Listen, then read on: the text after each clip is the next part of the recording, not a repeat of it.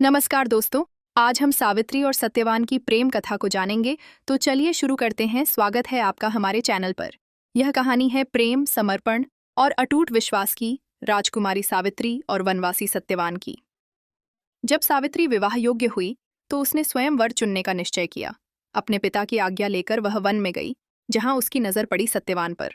सत्यवान राजकुमार तो था, परंतु वन में साधारण जीवन जी रहा था। दोनों की पहली मुलाकात में ही सावित्री का हृदय कह उठा, यही है मेरा जीवन साथी। परंतु महर्षि नारद ने सावित्री को चेतावनी दी, सत्यवान 1 साल में मृत्यु को प्राप्त होगा।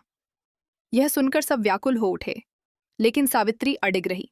उसने कहा, मैं अपने हृदय की पुकार को नहीं ठुकरा सकती। यदि सत्यवान की आयु 1 वर्ष भी है तो मैं वही 1 वर्ष उसके संग बिताऊंगी। सावित्री और सत्यवान का विवाह हुआ।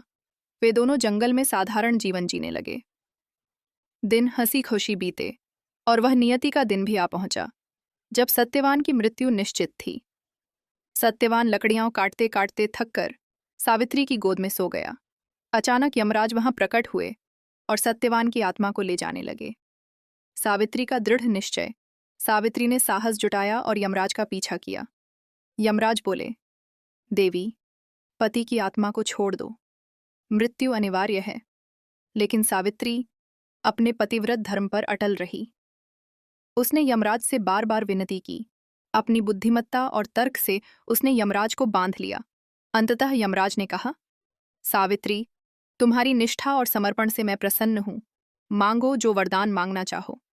सावित्री ने पहले अपने ससुर का खोया हुआ राज्य, फिर 100 पुत्रों का वरदान मांगा और अंत में बोली, हे यमराज, यदि मुझे 100 पुत्रों का वरदान मिला है तो सत्यवान का जीवन लौटाइए, क्योंकि बिना उसके मैं संतान प्राप्त नहीं कर सकती।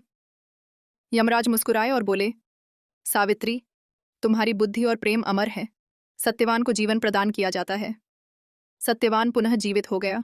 वन में उल्लास छा गया और यह गाथा सदा के लिए अमर हो गई कि सच्चा प्रेम और निष्ठा मृत्यु को भी जीत सकता है।